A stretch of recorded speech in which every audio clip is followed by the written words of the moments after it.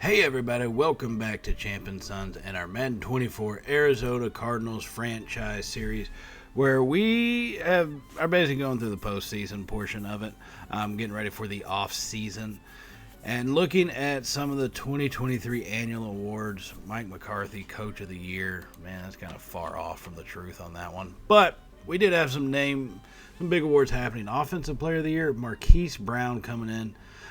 He was obviously our top target. Once we really got adjusted to his speed, we were able to get some big plays out of him.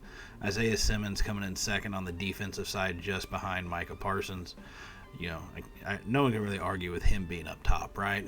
I mean, whether it be real life or Madden, he earned it. Rookie of the Year, we did get on the defensive Rookie of the Year, B.J. Ojulari. He was a great outside linebacker for us. Coming in, he could be basically kind of, I don't want to say future Micah Parsons, but he could be our version of it. He can play the linebacker spot. He can play on the line, off the line, wherever you really need him to be at. He's got definite potential to really stack that up. Then we had some other guys come up like Moro Ojimo in the defensive tackle spot. He did a lot better than what his ranking was.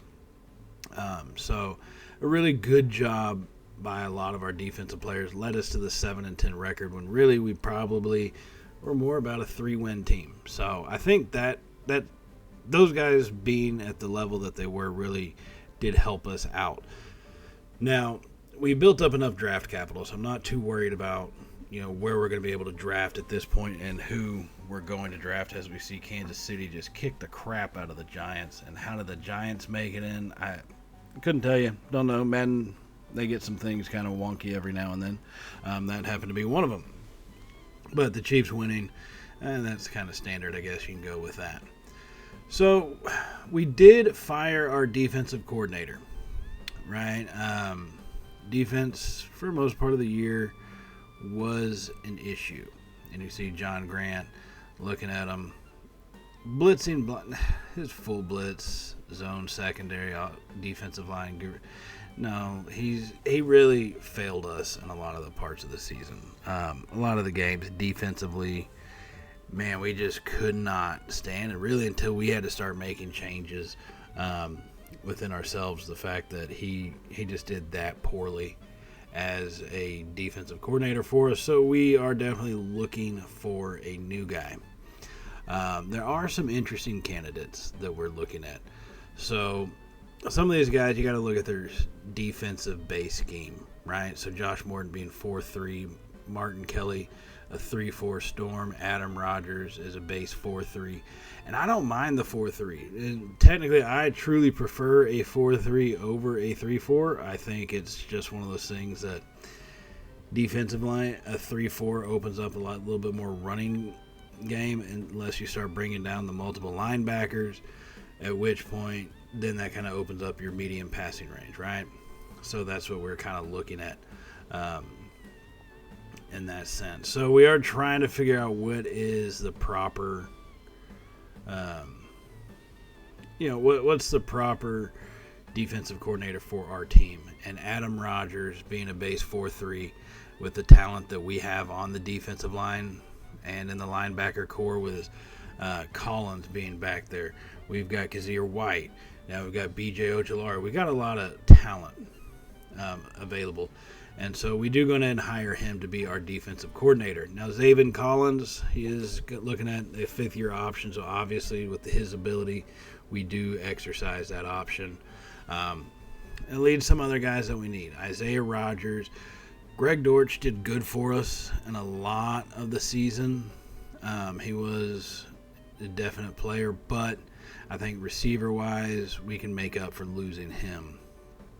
So we do go ahead and kind of push him off to the side.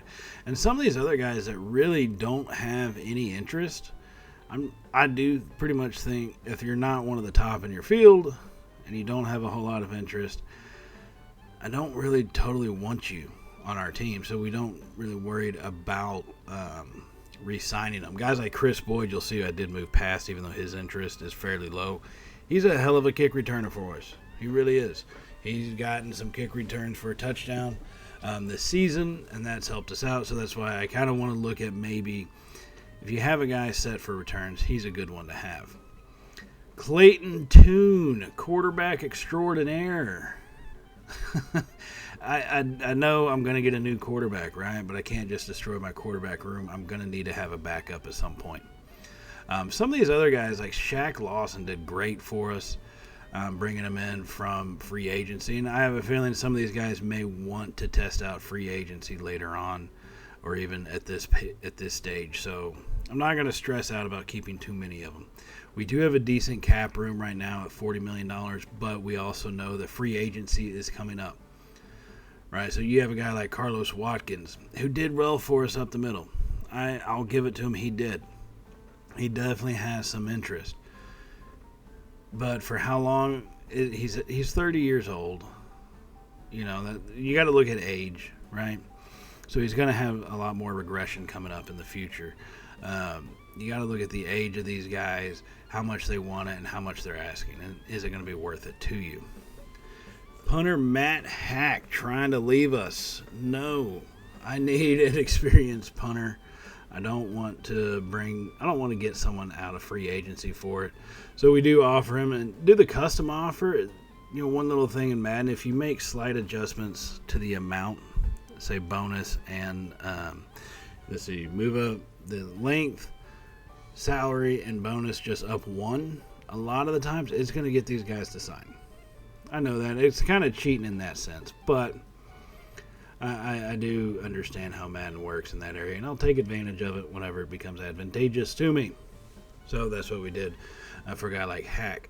Now, Isaiah Rodgers, I do go with a player-friendly option because, one, he's a top-of-the-line cornerback for us, and I need that anchored. Yeah, we've got draft picks to be able to go get us one, but I need something like I need him anchored there to where we can try to keep him. Chris Barnes going for free agency. Ooh, linebacker didn't want to be there. It happens. Chris Boyd, he is our kick returner out of Texas. So yeah, I guess I got a little bit of homer feeling on that one. So we do the standard, add an additional year. Change slight bit. Ooh, I had a 2 years on it. Totally forgot about him. And actually, the more years you add, it lessens the salary cap hit overall. So not too bad in that sense. He does decide to re-sign with us, so good to go there. Like where that stuff is heading. And some of these other guys, especially on the end, right? DeMarcus Walker, or on the line, DeMarcus Walker, Jonathan Ledbetter, they're kind of tough cases to get. Clayton Tune, I mean, where the hell is he going to go? So we know he's going to be our backup. 3 years, 1.2, 4 years, 1.2 million. Actually, I do drop it back down to 3. Just realizing I don't have to do 4 years for him. But he's a backup. 1.2 million to ride the bench for the most part. Not that bad of a deal. Maybe come in here or there. Not that bad of a deal. He does accept it. So we've got some guys who have been on this team re-signing them through the way. Looking at other guys here, Elijah Wilkinson, he's a 72 overall left guard, right? He's one of those guys you want, but he's 29 years old.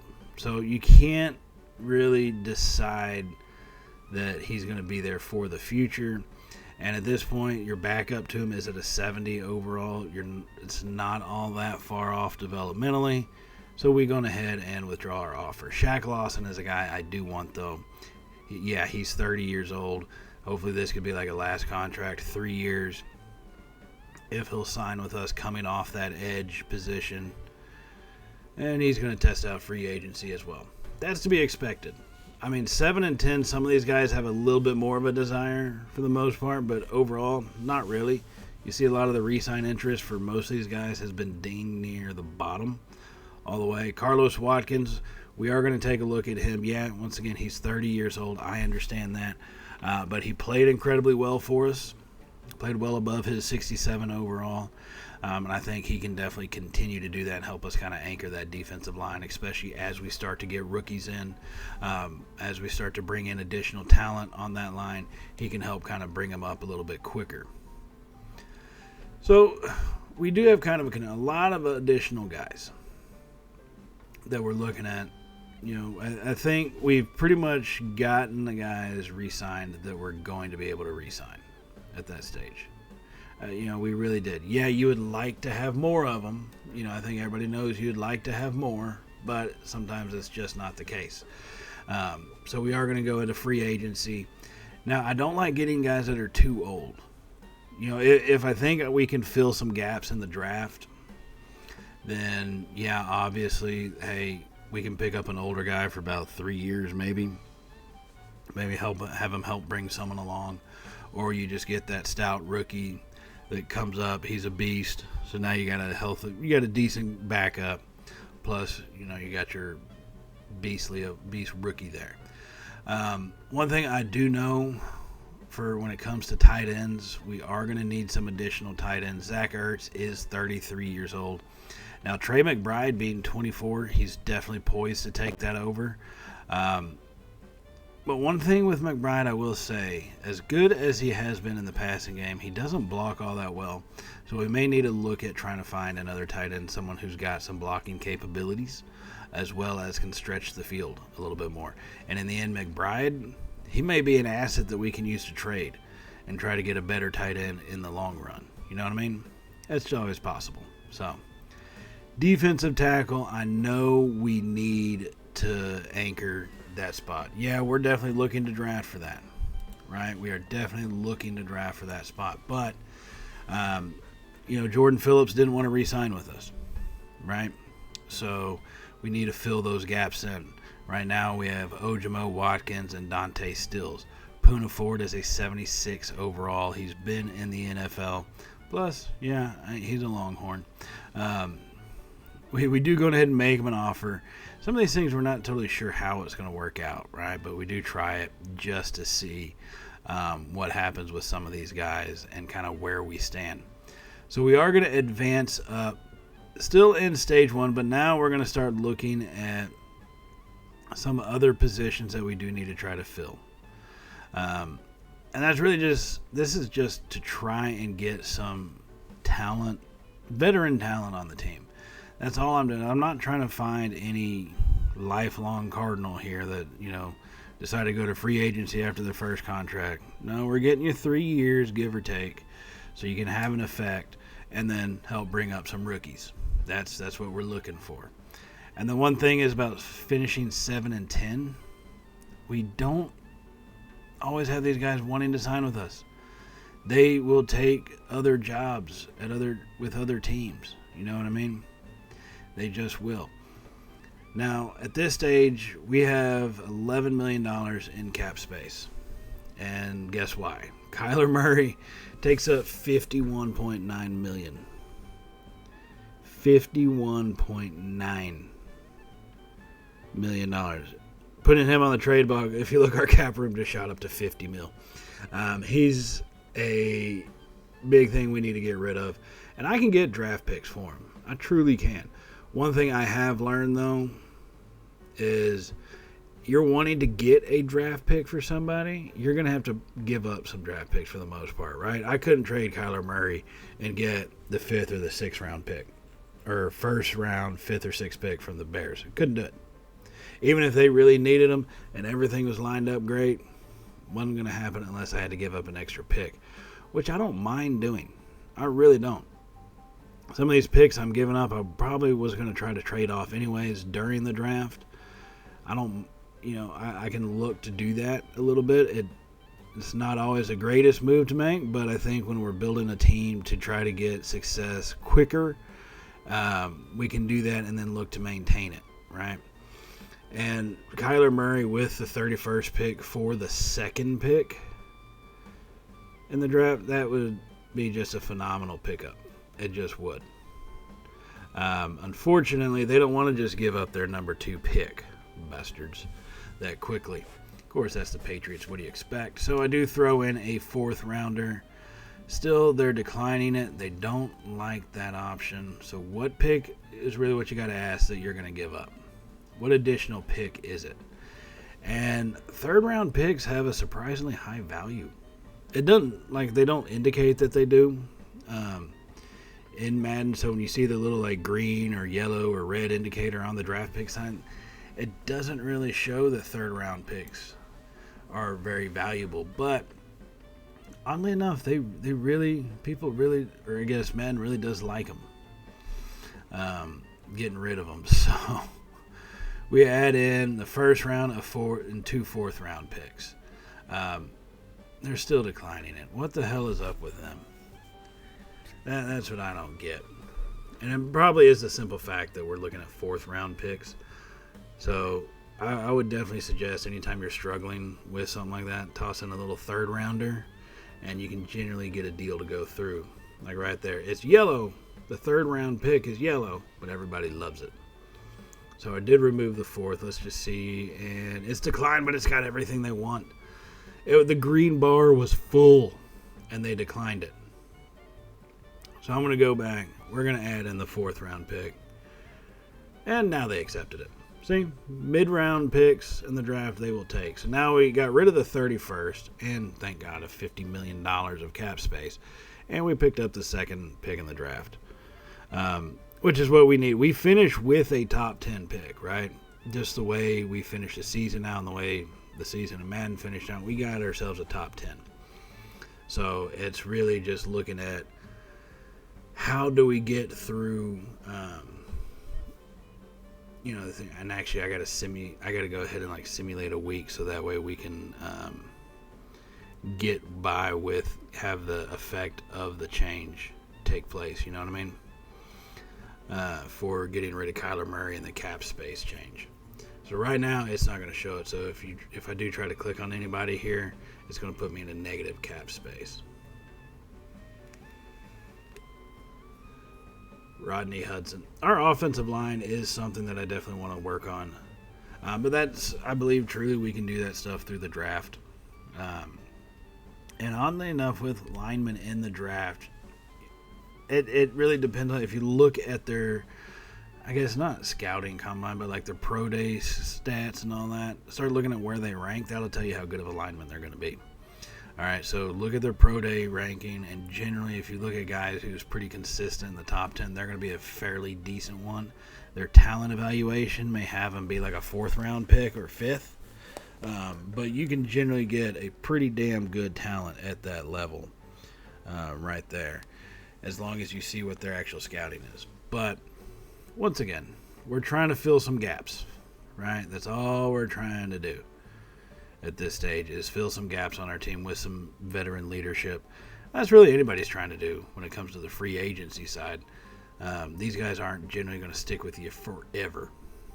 So, DJ Wonham coming out of the linebacker spot, a 73 overall, all from a fairly decent looking contract, it looked like.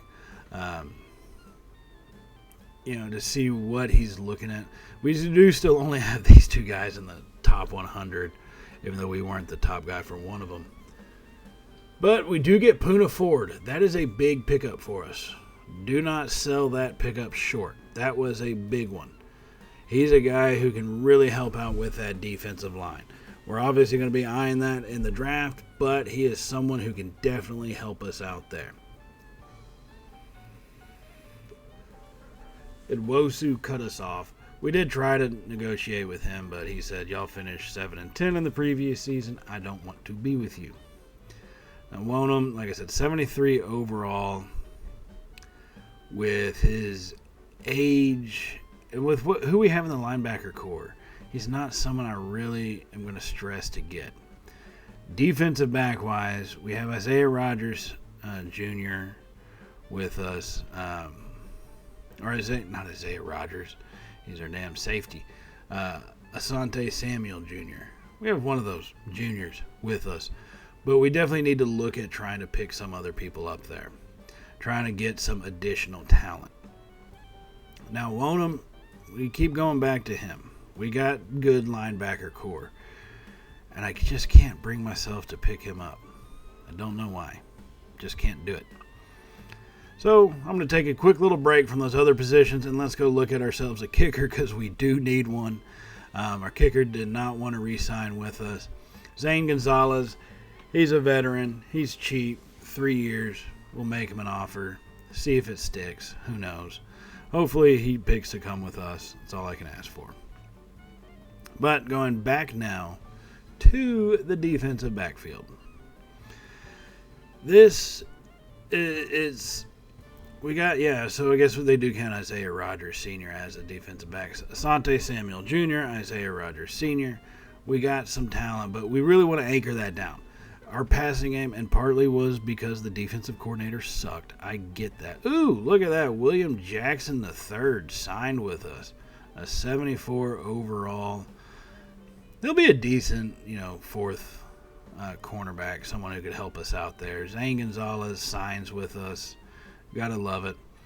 So looking at those signings that we got in total for this thing, we did look at Tyquan Lewis, kind of off screen there, had a little glitch in the recording, but we did pick him up as well. So our defensive line has got some talent in it. We added some for our defensive backfield, and obviously our kicker, Zane. So I think we did pretty decent for what we were needing to in free agency with what we could do. Being 7-10, it's hard for guys to want to come to your team. It just is, right? So that's why you can only do so much, and then you got to go to the draft to do the rest of it. Now, we're going to go ahead and take a look here at the top 10 picks, including ours, as Washington picks up Danny Bayer, the quarterback out of Clemson, someone that we had looked at one point, but I really didn't want to pick him up. So we started looking, knowing we're going to need a quarterback. Look at Logan Schultz here, out of Georgia. He's definitely an interesting kind of guy. We do go in and pick him. They don't give us the skill upgrade for him. They say he's traditional development. He is a field general, but his stats as far as accuracy was excellent. He's got everything we need. And looking at some of his highlights here, in a game against Michigan, firing it deep over the field there. He's got the deep ball. He's got the ability to throw and hit guys on the run to make big plays happen. He's not a scrambler, right? But he does have the capability. And when he was with Georgia, he did lead them over to another playoff win and an SEC championship again. And now you see he can run. He can run an option, but he's not going to scramble. And really where he comes in big time is being able to shift himself in the pocket, extend plays out. That's what he does great. He extends plays, and he can fire that ball with pinpoint accuracy coming across the field. And that's really why we wanted him. And you can see on this one here against Alabama in the SEC title game, extending the play out to give his guys a chance to get open. That is really massive. And then accuracy deep down the field. He's at that, plus knowing when to run. Tuck it in and run, pick up your 6 yards, do what you got to do. And then, there's his accuracy we talked about coming up against Alabama in that SEC title game, being able to drop that one in the box for his receiver. He's got the capability. He's got the leadership. He's got the success in college, and I think he'll definitely help us out here in the NFL. So looking at some of these other picks here in the top 10, Keyshawn Charles out of Texas goes to the Seahawks. They do like to pick up Texas defenders. I will say that. They do. The Chargers picking up Marcus Leslie out of Utah. We did look at him for a while, but his injury rating was kind of an issue for us. Greg Whitlock, linebacker out of Georgia as well. Decent talent. Someone that we weren't really looking at because we needed to address some other areas with our picks. And like I said, linebacker core, we got some pretty solid guys there. Artavius Conrad out of Penn State going to the Jags with that 7th pick. And the Chargers have 2 picks within the top 10, just like us. They get Nigel Dunn with their 2nd one. Green Bay Packers coming in with the 9th pick up Terrence Allen, another Bulldog. And that's going to put us on the clock with our 2nd pick here in the top 10. And this is where things get kind of tough, right? We know what our board looks like, and we've got, like I said, gaps to fill and some things that we can kind of anchor down with. I think we did a great job with picking up Logan Schultz with that 1st pick. We need a quarterback. We need a leader, and I think we got one there. So where do we go from here? Do you want to stick with the offensive side, or do you want to go with the defensive side?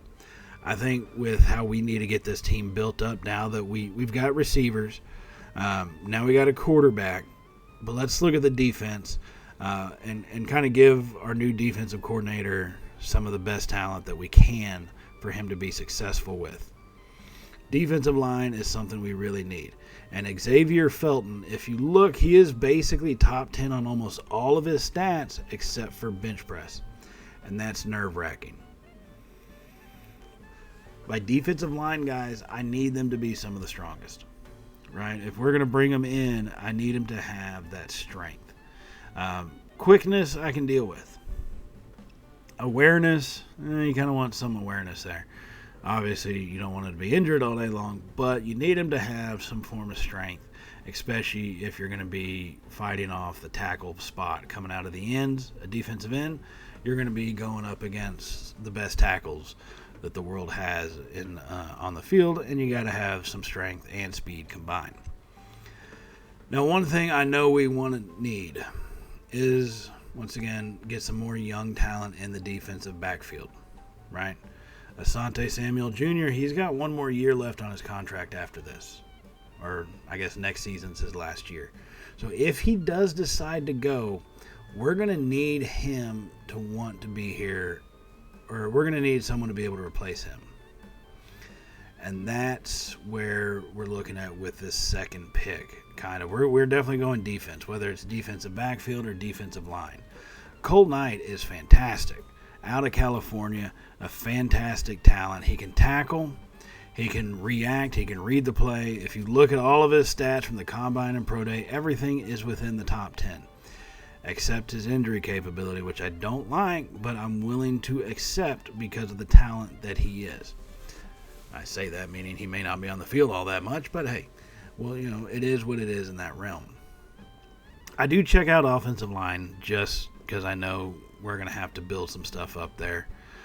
Jonathan Clancy, he was projected as a first-round talent. Looking at his stats from Pro Day and the Combine, everything shows, top 10. Strength, speed, agility, cone drill, all that type of business. All top 10. But, once again, we've only scouted them 50%. I really need to look at, I think if we can shore up our defense first, this draft, maybe in the next draft, we'll take a look at some offensive linemen. All right, let's get our defense sealed up at all levels at this stage. Still checking out the linebacker spot, trying to find someone the opposite of B.J. Ojulari. That would be top-notch to try to find someone there. But going back to the defensive backfield, that's really where I want. We got a lot of scouting done on these guys, on these kids. So I think with this having the most information, this will provide us the best opportunity to make a solid pick. Luke Sims, he doesn't have the stats in the right areas for me. So we keep going back to Cole Knight out of Cal. 6'3", 209 pounds. The kid is huge for a defensive back. Kid is absolutely massive. And everything he has is top 10. 42nd is a 4.4. So we do pick him up. He is going to be a hidden trait. And look at some of the things he can do. He can read the offensive play and react so quickly that he's able to, as you see him go forward, make the play, and look at it, immediately reacts to the run to get it past his blocker, and then makes a solid tackle on the Oregon running back, which is not an easy thing to do. Now here he is a little bit later in the Oregon game, playing on a press coverage, sticking with his man but disrupting the routes. That's something he's fantastic at. And there's another way he disrupts the route coming up on press coverage against Tech in the Independence Bowl. He may not have been on coverage all that well, but he disrupted the route enough. And now another thing he can do is he can return punts for us. And here you see his speed capability firing, toughness, with being able to get down the field and fight off tackles. He's definitely someone that was a solid pickup for us here in the number 10 spot. Just fingers crossed he doesn't get injured all that much. Now we come to the second round. And who are we going to pick? We have the number 5 pick in the second round, thanks to some trades. And this is where, continuing to look at the defensive side. continuing to try to find someone to play opposite of Ojulari in the linebacking core. I know we got Collins that we just signed. He is a middle linebacker, though. He is. And, we got some age on the defensive end spot. So, you're going to take that for what it is. We're going to have to look at linebackers to back those guys up. One player that does capture my eye, Taylor Verdon, out of Florida, defensive tackle. We don't have the greatest scouting stats on him, but the kid is a beast. It looks like he's about where you'd expect. They say a second to third round talent. He's really a solid second round. 6'2", 335 pounds. He's got speed. He's got capability, and we do draft him. Now, he's not going to be a hidden dev trait. That's fine, because look at what he can do coming off the line with just speed. He didn't make the tackle. They threw the ball too quick, but he disrupts passing patterns. He disrupts the quarterback at every level. He takes on 2 blocks at a time and is able to power through a double team. And him taking on the multiple blockers allows other players to step up. And, he's also got an incredible amount of energy. Here he is against LSU on the road, helping to chase a running back down from behind, never giving up on a play. And so that is why we picked Verdon up there in the second round. I think he's going to do good things for us off the defensive line from that tackle spot, especially playing with guys like Ojimo and stuff to kind of learn the way to play the game. So now we don't have a third round pick, so we do move on up to the fourth round. And I don't see a whole lot of offensive line guys that are going to be capable, but one thing I mentioned before is we got to look at spots like tight end, maybe. When you get down to round 4, you're getting into some slim pickings on the field there. Now, Nick Armstead, he captures my attention. His stats are pretty decent for a guy that's picked to be a third or fourth round talent, top 10 in bench press, vertical jump, 3 cone drills. So he's got a lot of capability. He really does. But I don't know if he's someone I want to pick up right now. I think in reality we probably need to look at something like a tight end. If Armstead does drop, great. I might look at him here in the later rounds, but I do really want to say we need to look at our tight end to see who's going to be able to come up along with, as Ertz retires, maybe McBride and Shepard here can step up and do something. Or maybe we have to get rid of Shepard. Or not Shepard. We're looking to draft him. What's that damn kid's name? Oh, well, our other tight end. Maybe we look to get rid of him to bring Shepard in so he can learn under Ertz. He's got a lot of capability. Deep route, B potential. Pass block, B potential. Medium route, B. Injury is A to C. That's a big thing. His run blocking is a B. That's what we need from a tight end, someone who can block. And so I do pick up Shepard coming out of Florida State. So we mentioned his capability to block, but he's also got really good hands going down the field. Here he is against Miami, running a route across the field, having awareness to make sure to tap both his feet down. And he's got the quick hands and the route running capability, adjusting to the ball while it's in air. He can do all of that. And here he is, we mentioned his blocking, picking up one defender, and actually his blocking, holding it all the way through, holds up 2 other defenders. And that's why you draft a kid like Shepard. That's why we picked him up. So now a little later in the 5th round, we did have another one available. Looking at some of these guys we want to get. This is where you really start to get to the nitty gritty.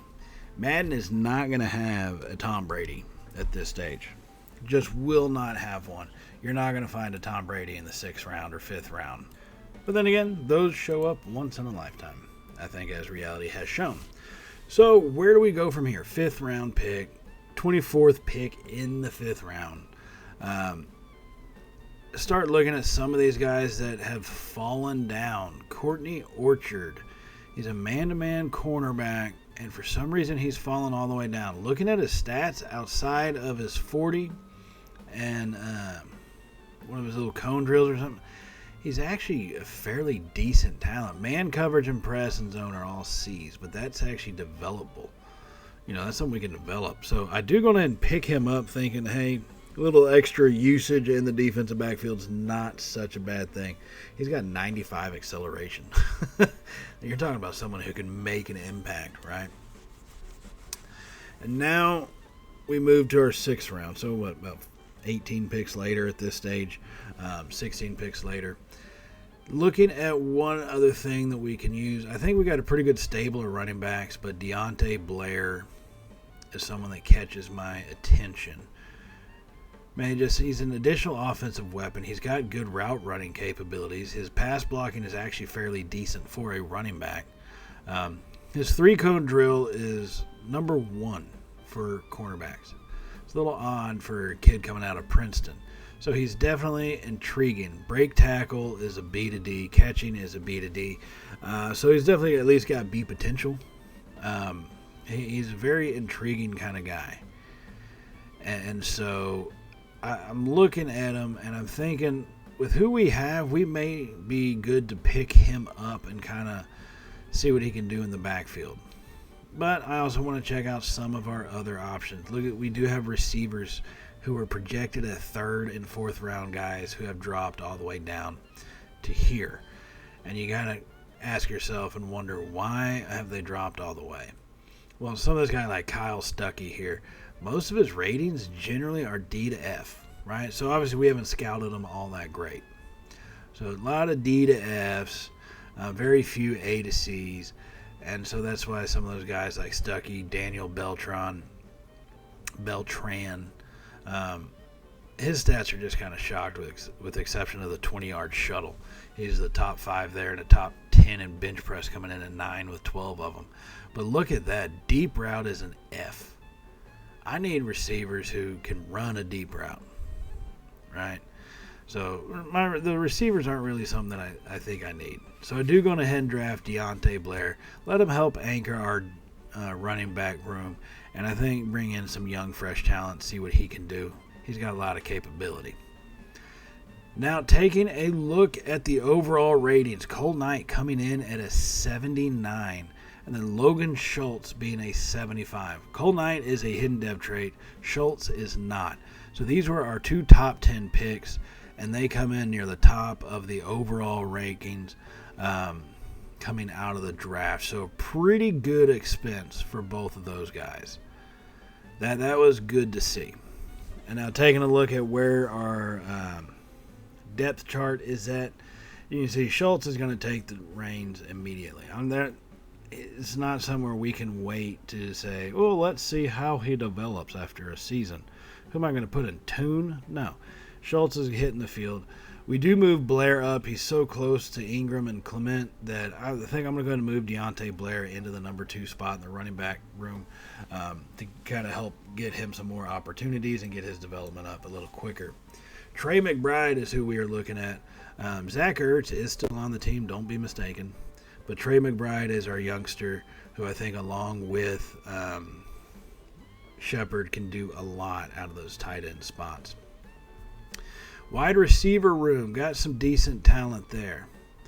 Need to look at kind of shoring up some of the depth chart on it, but overall, pretty damn decent guys in that area. Zach Ertz, Trey McBride, and then Shepard coming in the tight end space. That's going to help us out a lot offensively with blocking when we go into the heavy packages with 3 tight ends, as well as being able to catch. We got a lot of stuff going in the offense, I think, that's going to be going in a positive way. John Gaines, he's now no longer a rookie, so he's got a lot of capability there.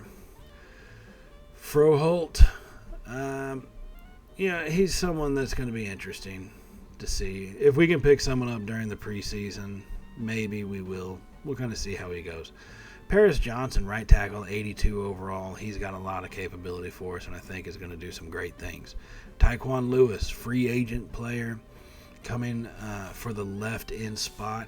He's going to have a lot of capability there, and I think it's going to do a lot of good things for us coming from over there. So we've got some good things happening on the defensive line, right? We really do. The way we run our defense, we're going to have a lot of good things going on. Defensive tackle, Puna Ford coming in. Verdon definitely is going to get a lot of opportunities. Ojimo, they still have it at 66. I'm not sure why. Ojimo and Watkins played great. They'll have their chances. I think our defensive line is going to be one of our stronger parts of our defense this season. Ojulari still leading the linebacker backfield. Collins anchoring down the middle with Kazir White. A lot of good stuff happening right there. Cameron Thomas, he sucks at coverage, but he's a pretty good pass rusher. I'll give him that. I will definitely give him that. So, front seven, solid. Now we need to take a look at our defensive backfield. Asante Samuel Jr. is going to be our number one guy. Cole Knight coming in at now an 80 overall as we get ready for the season. Cole Knight being an 80 overall, he's got massive potential for us. Then Isaiah Rodgers, our 3 starting defensive backs, are going to all be 80 and above. That's something that we're looking for. That's something that can really turn things around for us this season going forward, is having this defense sharpened up and ready to go moving forward. So a lot of good things happening with this team. We're going to get set off for the regular season here. Preseason will be done off camera, and I will see y'all when we get that underway. So as always, hit the subscribe button if you have not hit that button yet, and hit the bell to be notified of all the content that we do upload here at Champ and Sons. Outside of that, I will see y'all in the next episode, everybody. So stay safe, and well, y'all know how it goes by now, right? Later, y'all.